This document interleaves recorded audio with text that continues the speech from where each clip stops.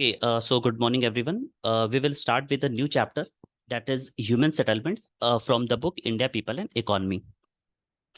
Okay, so in this chapter, basically we have to study about the settlements, the different kinds of settlements which is found in the world, and also the patterns of the settlements, which is very common, and different settlements have been discussed also. Also, we have to discuss the evolution of the towns in India. तो India में कैसे वो जो towns का जो system है वो कैसे evolve हुआ. We have to see from the prehistoric times till the present date. तो उनमें क्या changes हुए. This all things we have to see in this chapter. So we will first start with the human settlements. So basically the term settlement means. So it is consist of a word that is called as the settle. So settle means to stay on a single place or any place. So the word settlements is derived from a word that is called as the to be settled. So settlement is generally a place where the people live. Okay. So you can see from the definition also, human settlement is a place where people live. It refers to the totality of the human community with all the social, material, organizational, spiritual, and cultural elements that sustain it. Okay, so these are the factors. Because of this reason, the people are sustaining to a particular place, and this place is called to be a settlement. Okay, so this is about the settlement कि settlement क्या होता है और किस place को हम settlement बोलते हैं. So we will see कि अभी कैसे वो settlements का जो तरीका वो start कैसे हुआ, earlier time में settlements कैसे थे. और जैसे आप अगर देखेंगे कि ड्यूरिंग द स्टोन एज, तो यू विल सी कि पीपल वेर नोमैडिक टाइप. तो बहुत लोग क्या थे कि एक प्लेस से दूसरे प्लेस मूव करते थे for food shelter. And how the settlement started, so we have to see in this chapter. So a settlement may be as small as a single house in any remote area or as large as a mega city. तो ऐसा नहीं कि settlement mean always it is in a very large area, और बहुत सारे जब अगर number of houses होंगे then only you will call it as a settlement. So अगर किसी पर्टिकुलर एरिया में अगर एक सिंगल हाउस और एक कुछ लिमिटेड अगर नंबर ऑफ हाउसेज भी हैं, then also you can call that place to be a settlement. And it can go to as large as the mega city. जैसे बहुत ऐसे भी सिटीज होते हैं जिनकी population even more than 10 millions भी होते हैं. ओके, सो कौन कौन से फैक्टर्स होंगे सेटलमेंट्स के लिए, वी विल सी लेटर. तो first thing, why a human need a shelter. तो इस जो सेटलमेंट्स हुआ, ये जो आज हम सेटलमेंट देख रहे हैं, सबसे फर्स्ट थिंग है इसकी नीड क्यों है, why this people need any shelter और द सेटलमेंट. तो first point is the safety and security which is required for other settlements. तो सेटलमेंट्स कहीं भी किसी प्लेस पे क्यों होता है, just the because the people need the safety and the security. अभी हम एक एग्जांपल में देखेंगे कि जो सेटल बहुत सारे एरियाज में जो सेटलमेंट्स का रीजन है, हो सकता है कि वो क्लाइमेटिक रीजन हो, बहुत सारे अलग रीजन से डिफरेंस एक रीजन हो सकता है, सिक्योरिटी एक रीजन हो सकता है, even the availability of resources एक रीजन हो सकता है. So people generally need the shelter और any settlement just to because of the safety and security. Second point is to protect themselves from the predators and the enemies, which is very common कि earlier time पे आपने देखा होगा कि बहुत सारे enemies या फिर इनसे बचने के लिए the people use to settle in a cluster type of settlements. मतलब एक पास मतलब साथ बहुत सारे हाउसेस होना, and they use to build safety walls, जैसे इस तरीके की जो चीजें होती थी. So this is how the people need the shelter. Third point is the to protect themselves from the adverse weather condition. जैसे अभी हमने बोला कि बहुत सारे जगहों पे क्लाइमेटिक कंडीशंस की वजह से, so if you have to survive in those climatic conditions, then you need a shelter. And the fourth point is to safeguard their food supplies and the domestic animals. So जैसे मैंने अभी आपको बताया कि nomadic, जैसे अभी हमने पढ़ा था nomadic pastoralism. So people are moving from their one place to another place in search of food shelter. But this was not very much sustainable. जैसे मैंने आपको बताया था कि ये बहुत हमेशा मतलब ये बहुत सस्टेनेबल तरीका नहीं कि आप एक प्लेस दूसरे प्लेस कब तक मूव करेंगे.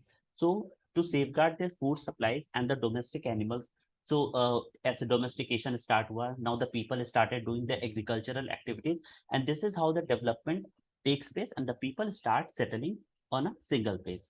Okay, so in the next slide we will see the stages of the human development.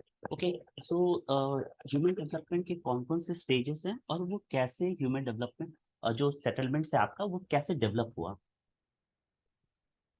Okay, so in the first stage you can see कि during the primitive time means older period of time में settlements कैसा था और generally उस time पे लोग किस तरीके से रहते थे। So during the primitive time you will see the people are living if on a any particular place, the settlements are not very organise. तो वो जो सेटलमेंट्स था वो बहुत ज्यादा ऑर्गेनाइज वे में नहीं था। So generally people don't have the even that knowledge of making houses and all. So अगर आप पैलेलिथिक टाइम या फिर स्टोन एज के टाइम पे अगर आप देखेंगे, तो जनरली द अर्ली मैंस या जो हमारा ड्यूरिंग द एवोल्यूशन जो ह्यूमन थे, so they started settling like in caves, और उसके बाद बहुत सारे ऐसी जगह थे जहाँ पे they can hide themselves. Okay, so this is how the settlement started, but it was not organise. मतलब ये कोई एक ऑर्गेनाइज पैटर्न नहीं था। Wherever they found the place, जैसे कोई अगर रिवर वैली है and they found the cave and all, so they started settling in those areas. Okay, so बहुत ही अर्लीस्ट टाइम की हम बात कर रहे हैं या प्रिमिटिव टाइम की अगर बात की जाए, so this was the kind of settlements, और उस टाइम पे इस तरीके की सेटलमेंट्स होते थे। Now what changes takes place, so जैसे हमने देखा कि for the search of food, okay, so people started moving from one place to another. तो इस तरीके से धीरे धीरे उन्होंने मूव करना स्टार्ट किया, and then the nomadism started. Now the people started searching for the food also and the shelter also, okay, along with their cattle and all. Okay, so this is how this is called as the temporary shelters, because the people are not residing on a single place. वो एक जगह पे reside नहीं कर रहा है, just because in search of the food and shelter and the plus pastures for the their cattle also. Okay, so this was about the primitive human settlements which was a non-organized and which was existing in a very older period of time। ठीक है, तो primitive type पे कैसे settlements होते थे, so this was the kind of settlements, it is non-organized in nature। now what changes takes place, क्या उनमें क्या changes आया, and what the new evolution was done। so in the second stage you can see what changes takes place। now the people who were moving from one place to another place, जैसे वो nomadism का जो system था, so now the people started when they have the knowledge of the cultivation of crops, जब उनको domestication of animals के बारे में पता चला कि that these are the animals which we can domesticate and we can obtain uh, food from them, like milk हो गया या फिर meat हो गया, उनसे मिलने वाली जो चीजें, when the human gain the knowledge, जब उनको इस चीजों के बारे में पता चला, so slowly they started settling on a single place। okay, and this is how the people in the primitive type, they started organizing their settlements। okay, now the settlements is being organized। अब धीरे धीरे उन्होंने अपने settlements को organize करना start किया in the second stage। ठीक है, so अब यहाँ पे क्या है कि एक permanent shelter का जो concept था वो start हुआ। now the people started residing on a single place, वहाँ पे बहुत सारे houses या फिर अपने settlements को उन्होंने बनाया। now the formation of villages was started। ठीक है, तो यहाँ से villages का जो concept है वो धीरे धीरे start हुआ, and this is how the people living। okay, so from this villages कैसे अब towns का concept start हुआ। so in this second stage only you can see, so यहाँ पे आप देख सकते हैं when the conflict between the man started, so people started formation of the towns। तो धीरे धीरे when they gain more knowledge they started making the town system। जैसे आपने इंडस वैली के टाइम पे देखा होगा कि द उनका जो सेटलमेंट्स था it was very much organised. So houses were build in a very particular patterns वहाँ पे। उसके बाद जो टाउन्स भी थे, जो यू हैव सीन कि अपर टाउन्स, लोअर टाउन्स, जो सिटाडेल्स वगैरह का जो कॉन्सेप्ट था। सो this is how the people gain the knowledge and they started making the towns। okay, so this is how the settlements was evoluting। तो धीरे धीरे इस तरीके से evolution हुआ। and now in the third stage you can see the static urban settlements। static urban settlements में क्या है कि जो अगर हम present time की बात करें, जो अगर हम आज की बात करें, तो you can see कि जो आज के जो settlements हैं, it is now different from the older period of time। जैसे आज के जो आप अगर आप सेटलमेंट्स देखेंगे, you will C a very large towns, mega cities का जो कॉन्सेप्ट अब स्टार्ट हो गया कि एक ऐसे भी सिटीज है जहाँ पे more than 10 million of the peoples are living in the same particular areas. उसके बाद अभी भी रूरल एरियाज जो हैं they are entirely different from the older period of time. So this is how the static urban settlements started. ठीक है, so these are the stages and this is how the settlement started. तो इस तरीके से primitive time से present जो time के बीच की अगर हम बात करें, so this was the stages of settlements. Okay, so I think the meaning of the term settlements ये क्लियर है आपको कि सेटलमेंट्स क्या होता है, कि एक ऐसा प्लेस जहाँ पे लोग रहना, मतलब एक परमानेंट या टेम्पोरली वहां पे रह रहे हो। ओके, एंड ये बहुत सारे उसके फैक्टर्स हैं, because of this factors the people are sustaining in those areas. Then we have seen कि ह्यूमन को शेल्टर की जरूरत क्यों पड़ी। We have seen the stages of the settlements, और क्या क्या स्टेजेस हैं we have seen. Now we will see the, अगर हम एनसीईआरटी को अगर फॉलो अप करें, सो यू विल सी कि प्रेजेंट डे में जो ह्यूमन सेटलमेंट्स है we have to study that only. कि जो अगर प्रेजेंट टाइम की अगर हम ह्यूमन सेटलमेंट्स की बात करें, तो generally you will find that we are having two types of settlements broadly, अगर इसको हम क्लासिफाई करें। अदरवाइज अगर आप फर्दर क्लासिफिकेशन करेंगे तो और भी इसके होते हैं, बट अगर हम ब्रॉडली क्लासिफाई करें, सो प्रेजेंट टाइम में you can find the settlements are of two types generally. तो first one is the rural settlements and second one is the urban settlements. ठीक है, ये दो टाइप ऑफ सेटलमेंट्स आज present day में broadly classify अगर हम करते हैं, तो ये दो टाइप ऑफ सेटलमेंट्स आपको मिल जाएंगे। So first we will see the rural settlements. अच्छा, इन दोनों के बीच पहले हम डिफरेंस देखेंगे कि रूरल सेटलमेंट्स और अर्बन सेटलमेंट्स में बेसिक डिफरेंस क्या है और किन क्राइटेरियाज पे इनको डिवाइड किया। Next, rural settlement and urban settlements को ब्रॉडली अगर आप क्लासिफाई करेंगे, सो उसके जो डिफरेंट टाइप्स भी आपको पढ़ना है। If you will follow the NCERT, उसमें आप देखेंगे कि रूरल सेटलमेंट्स के कितने जो टाइप्स हैं वो आपको पढ़ने हैं, फिर अर्बन सेटलमेंट्स के आपको कितने टाइप्स हैं, you have to study that also. Evolution of towns कैसे स्टार्ट हुआ, उसके बाद सर्टेन अदर काइंड्स ऑफ जो सेटलमेंट्स होते हैं उनके बारे में पढ़ना है। Then you have to see a case study also that we will see later, but we will start with the human settlements in the present day. So it is broadly classified into two types, that is the rural and the urban settlement. First one is the rural. Now the basic, we have to see the basic difference between the rural settlement and the urban settlement. So if we will see the difference between both of them, so first you can classify this both settlements on certain criteria. So let's take the first criteria कि अगर मान लीजिए first criteria की बात करें, the type of activities in which the people are involved. Okay, so if we will take the types of the activities, or you can say also कि economic activities के अगर हम terms में देखें, so economic अगर activities के terms में देखेंगे तो रूरल एंड अर्बन एरियाज में क्या डिफरेंस है। ओके, सो फर्स्ट अगर हम टाइप्स ऑफ इकोनॉमिक एक्टिविटी की बात करें, तो अभी जैसे प्रीवियस चैप्टर में हमने पढ़ा कि primary activity. So primary activity जहाँ पे जो भी वर्क है it is directly we are interacting with the nature and we are simply extracting the resources from the nature. So अगर आप रूरल सेटलमेंट्स को देखेंगे, so rural settlements are generally those settlement in which the people, most of the people, it mean जो maximum जो people है ना वहाँ के एंगेज होंगे they in the primary activities. Okay, so people residing in the rural settlement, they are generally engaged in the primary activities. अब primary activities में भी अगर आप देखेंगे तो जो उसमें अगर मेनली जो होंगे फ्रॉम द एग्रीकल्चरल या फिर पेस्टोरल एक्टिविटीज में। ओके, सो एक बार इसका डेफिनेशन हम स्लाइड से देखते हैं। So a rural settlement is a place where displace population settle. Displace population अभी हम देखेंगे कि डिस्प्लेस पॉपुलेशन क्यों बोलते हैं, और पैटर्न्स को भी अभी देखते हैं।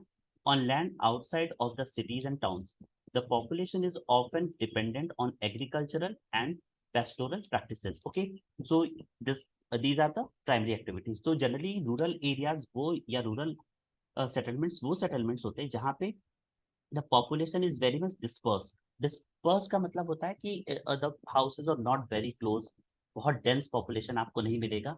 ओके, अगर इकोनॉमिक एक्टिविटीज की बात करें तो people are generally engaged in the agriculture and the pastoral practices. and has a fewer community infrastructure systems than in the urban settlement. Okay, so अगर हम infrastructures या फिर basic facilities की बात करें, so rural settlements are those areas जहाँ पे जो infrastructural development you will find very low. वहाँ पे आपको ऐसा कोई इंडस्ट्रीज नहीं मिलेगी, कोई आपको रोड या रेल्स के बहुत स्ट्रॉन्ग नेटवर्क्स नहीं मिलेंगे, मीन्स ऑफ कम्युनिकेशंस आपको बहुत स्ट्रॉन्ग नहीं मिलेगा। Okay, so these are the certain other factors also this differentiate the rural and the urban settlements. Okay, तो आई होप रूरल सेटलमेंट्स आपको क्लियर है कि रूरल सेटलमेंट्स किस सेटलमेंट्स को बोलेंगे। First, we will see on the basis of the people involved in the activities. Then we will see the infrastructural activities, development के basis पे and the other basic facilities के basis पे. Okay, so these are the rural settlements. Now in this slide you can see rural settlements. So rural settlements में generally you will find the houses. It is not very much you can say कि बहुत clustered या बहुत close houses आपको नहीं मिलेगा। वहाँ पे अवेलेबिलिटी ऑफ द लैंड या फिर फार्म लैंड्स हो गया, एग्रीकल्चरल फील्ड्स की अवेलेबिलिटी आपको ज़्यादा मिलेगा। Okay, such kind of scenes you can not see in the urban settlements. Okay, so next one is the urban settlements. So how urban settlement is different from the rural settlement? Now we will see कि urban settlements कैसे अलग है उससे। Okay, सो जैसे अगर अभी हमने type of activities की बात की कि किस एक्टिविटी में लोग किस इन्वॉल्व ज्यादा होते हैं। So generally in the urban settlements you will find कि people are not engaged in generally primary activities. वहाँ पे लोग प्राइमरी एक्टिविटीज में एंगेज नहीं होते हैं। Okay, so primary activities like आपका एग्रीकल्चरल एक्टिविटीज, माइनिंग एक्टिविटीज, ये सारी एक्टिविटीज में अर्बन जो सेटलमेंट्स होते हैं they are not engage in those activities. So people living in the urban settlements are generally engaged in the secondary activities, tertiary and the other quaternary and the quinary activities. Okay, so other than the primary activities, people engaged in these kind of activities like the we have seen the secondary activities। जैसे अगर हम देखें तो secondary activity is the manufacturing। तो generally आप देखेंगे कि manufacturing is being carried out in the urban areas only। आप बहुत सारे जो फैक्ट्रीज इंडस्ट्रीज है ये सब चीजें देख लीजिए, you will find generally in the urban areas. And also अगर हम टर्सरी एक्टिविटी की बात करें लाइक सर्विसेज सेक्टर हो गया। ओके, उसके बाद क्वार्टरनरी एक्टिविटीज या जो हम क्विनरी एक्टिविटीज की बात करें, so you will find all this settlement things in the urban areas only. Okay, okay, so let's see कि यहाँ पे पहले स्लाइड में एक बार रीड कर लेते हैं, then we will see some other difference also. So an urban settlement is a concentrated settlement. Okay, concentrated means it means the houses or the spaces between the settlements is very much low. Okay, so यहाँ पे इतना place नहीं होता है या इतना vast space नहीं होता है कि जहाँ पे लोग बहुत डिस्पर्स सेटलमेंट्स या बहुत दूर दूर हाउसेज हो। So generally you will find कि अर्बन सेटलमेंट्स में जो सेटलमेंट होता है it is very much concentrated. Even जैसे आपने देखा होगा कि बहुत सारे सिटीज में तो फ्लैट्स या अपार्टमेंट्स का जो सिस्टम होता है it is because it is the less availability of the land, क्योंकि वहाँ पे पॉपुलेशन इतना हाई है, pressure on the land is so much high. So because of this now the people it is hard to make houses separately on a land. तो वहाँ पे generally apartments and all ये सब इनका concept आपको बहुत ज़्यादा मिलेगा। So is a concentrated settlement that constitutes or is a part of an urban area. It is an area with a high density of human created structures. Okay, so human created structures like आपका जो भी infrastructure active चीजें हैं, चाहे वो buildings हो गए, education institutes हो गए, manufacturing industries हो गई, so these are all are the human created structures। तो यहाँ पे आपको basic infrastructures बहुत ज़्यादा develop मिलेगा। In the urban economy, there is a usually no primary industry. Okay, so ये basic difference हमने उसमें देखा था कि rural में generally the people are engaged in the primary activities, but in the urban settlements, people are not engaged in the primary activity, but rather they are engaged in the secondary and other activities.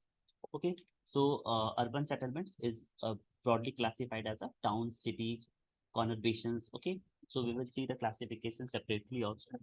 So urban and rural settlements क्या होते हैं, उसके बीच difference क्या है, that should be clear. Okay, so I hope कि urban और rural settlements के बीच आपको एक डिफरेंस क्लियर होगा और किस क्राइटेरियाज पे इसको हम डिवाइड कर रहे हैं that should also you have to take care कि वहाँ पे किस एक्टिविटीज में लोग इन्वॉल्व हैं, इंफ्रास्ट्रक्चरल फैसिलिटीज कैसा होगा।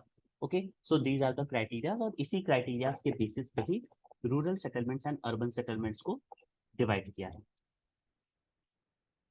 Okay, so we have seen the difference, we have seen the settlements, कि सेटलमेंट्स का डेफिनेशन क्या है, उसके बाद उसका एवोल्यूशन कैसे हुआ, उसकी जरूरत क्यों है, और नाउ प्रेजेंट टाइम में जो हमारा सेटलमेंट्स का टाइप है that is the urban and the rural settlement, उसको हम कैसे डिफ्रेंशिएट करेंगे ये हमने देख लिया।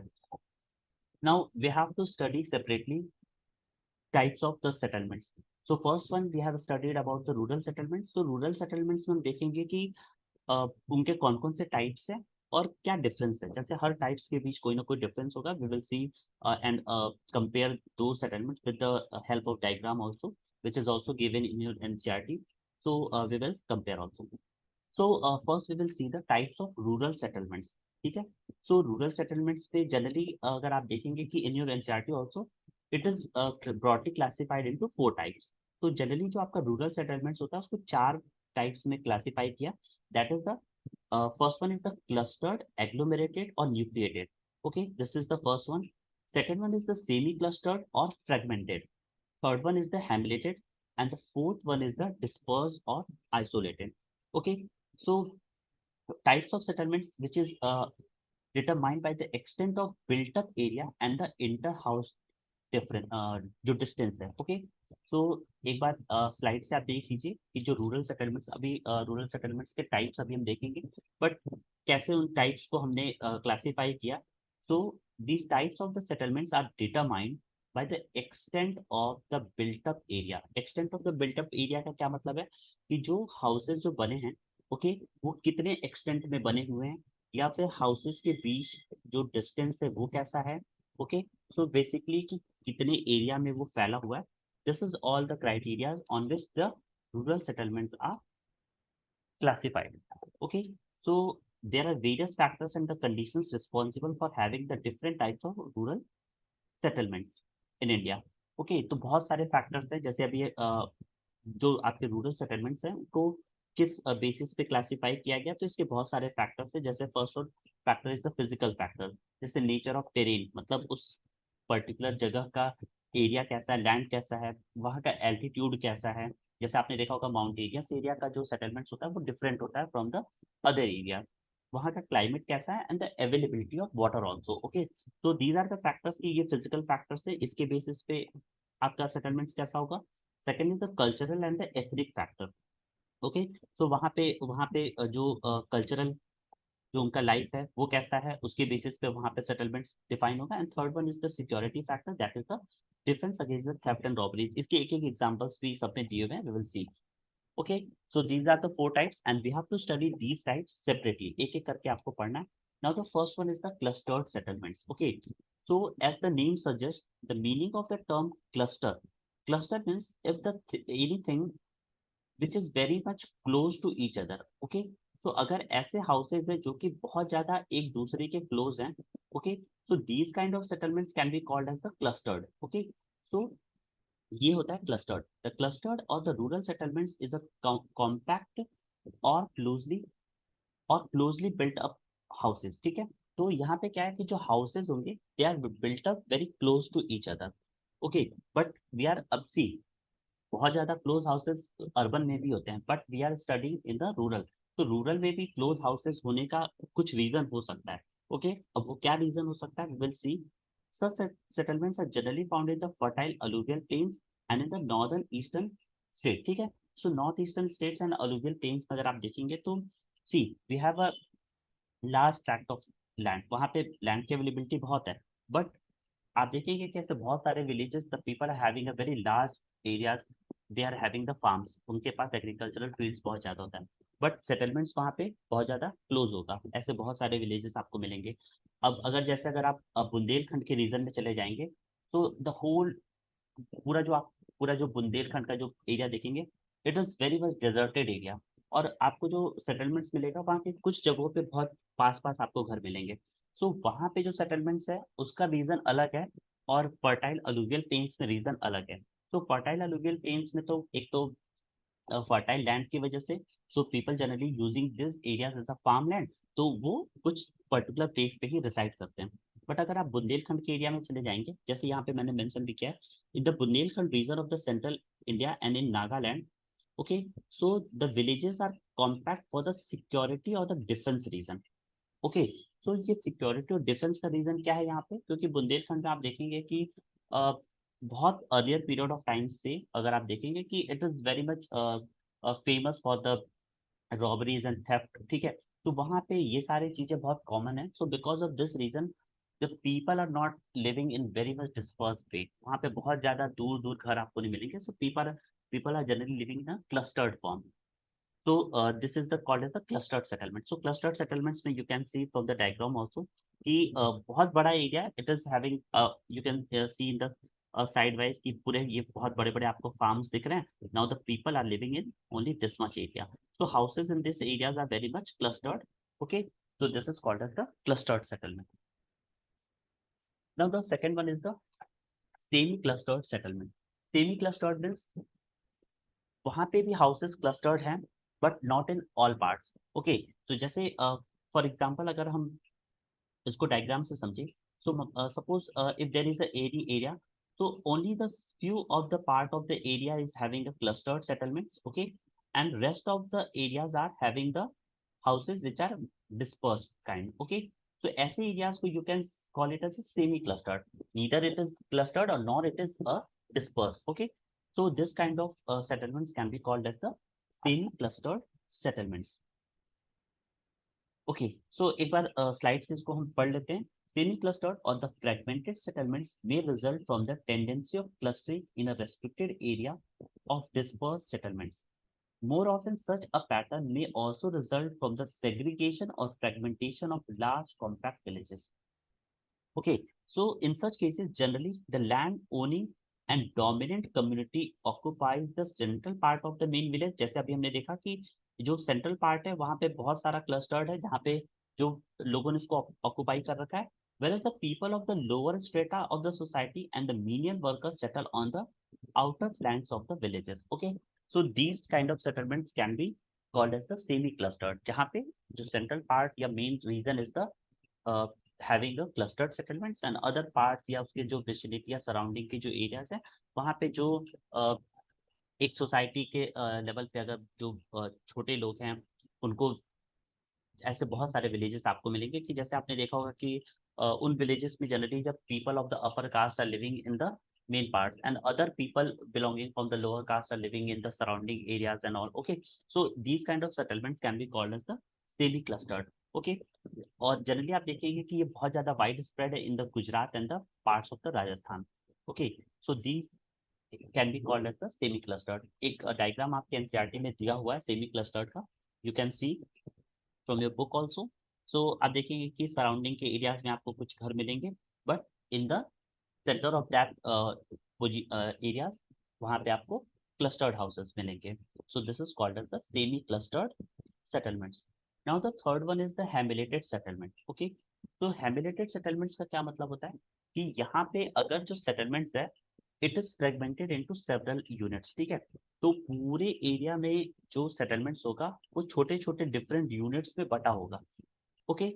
सो अब ये डिपेंड करता है कि जैसे आप देखेंगे कि बहुत सारे ऐसे स्टेट्स हैं जैसे छत्तीसगढ़ एंड ऑल में अगर आप देखेंगे, तो झारखंड छत्तीसगढ़ के एरियाज में तो वहाँ पे जो सेटलमेंट्स हैं वो डिवाइडेड लोकली, मतलब कुछ रीजनल डिवीजन उनका है, ओके।